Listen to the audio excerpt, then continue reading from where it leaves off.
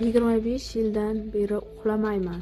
Munisa Rizayevaning gonorarining qimmatligi va erining boshqa davlatga ko'chib ketgani haqida. Xonanda Munisa Rizayeva Instagram tarmog'ida jonli efir chog'ida muxlislari tomonidan berilgan savollarga javob berdi. Turmush o'rtog'im hozir Dubayda. Ular o'zlarini ham, o'g'limni ham video va rasmga olishlariga ruxsat bermaydilar. Bu qarorlarini hurmat qilib qabul qilganman. Har bir odamning nazari bo'ladi. Hatto o'zimning ham nazarim tegmasligi uchun o'g'limga har doim Qur'ondagi Baqara, Yasin suralarini qo'yib eshittiraman. O'zim ruqiyalar o'qib yuraman. Yo'q, erim menga xiyonat qilmagan. Ilohim bundan keyin ham bunday qilmasin. Lekin Toshkentdan Dubayga ko'chib ketdilar. Bilmadim, bu yerda odamlar uni qanchalik xafa qilishgan, kimdan ko'ngli qolib ketgan bilmayman. Men ketdim deb ko'chib ketdilar. Shuning uchun endi ikki davlat orasida qatnab yashab yuribmiz. Chunki mening ishim, ijodim Toshkentda. Ha, men 31 dekabrda ketaman. Ota-onam, singlim, opam, turmush o'rtog'im hammalari u yerda mazza qilib dam olishyapti. Birgina men hozir O'zbekistondaman. Ijod bilan bandman. Yangi yilni oilam bilan kutib olish uchun jo'nab ketaman. Chunki bu X faktor, bu shou. Biz ko'rsatuvni shouga aylantirishimiz kerak. O'shanda sizlar ko'rasizlar, salbiy izohlar yozasizlar, bir-biringlar bilan urushasizlar. Bu bizlarga ko'p prosmotrlar keltiradi. Yaxshi PR bo'ladi, zo'r-ku.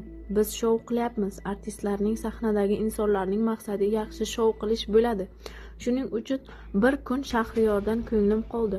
Munis, yaxshi deysizlar, boshqa kuni meni yomon deb Shahriyorni maqtaysizlar. Biz Shahriyor bilan juda yaqin do'stmiz. U mening 25 yillik o'rtog'im. Shunday ekan, sahnada ko'rayotganlaringizning ko'piga ham ishonavermanglar. Yana internetda ko'plar yaxshi boy hayotni ko'rsatishadi, lekin bularning ham 99% yolg'on. Ko'p odamlar shunchaki rasm uchun hayotlarini shunday chiroyli qilib ko'rsatishadi. Aslida hech kimda chiroyli hayot yo'q. Har bitta insonning o'zining muammolari bor. Hech kimda ideal hayot yo'q. Hech kimda hammasi zo'r emas. Bir kam dunyo bu. Demak, har bir insonda muammolar bor. Prezidentning ham, oddiy odamning ham, milliarderning ham hammaning muammosi bor. Lekin siz qanchalik boy bo'lsangiz, muammongiz ham shunchalik katta bo'ladi. Oddiyroq insonga o'ziga yarasha kamroq muammosi bo'ladi. Alloh hammani bir xil ko'radi. Yaratgan shunday barchamizga sinovlar beradi. Ammo hech kim o'ziga ko'tara olmaydigan darajada sinovlar berilmaydi.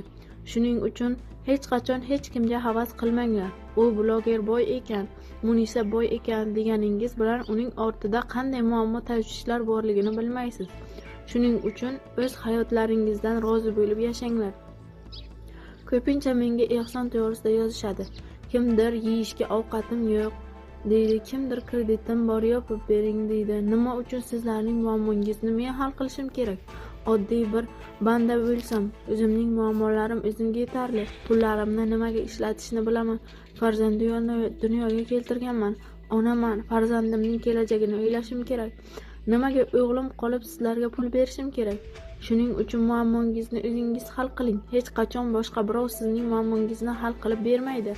Alloh bergan sinovni o'zingiz hal qiling. Bizga ham berilgan sinovlar bor. Uni o'zimiz hal qilamiz. Kredit masalasiga kelsak, kredit olmang. U narsa yaxshi emas. Foiz bilan kredit juda ham yomon narsa.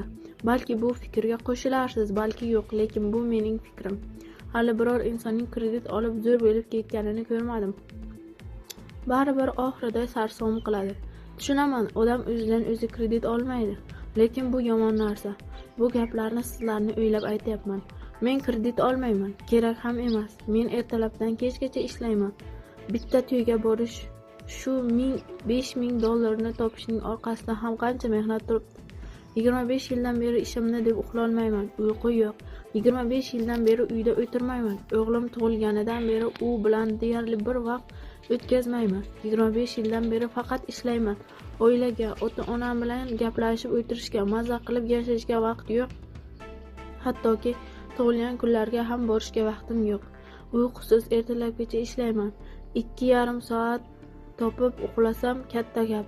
10,000 topsak ham kam deymiz, 20,000 topsak ham kam deymiz. Odamga hech qachon qancha topsa ham yetmas ekan.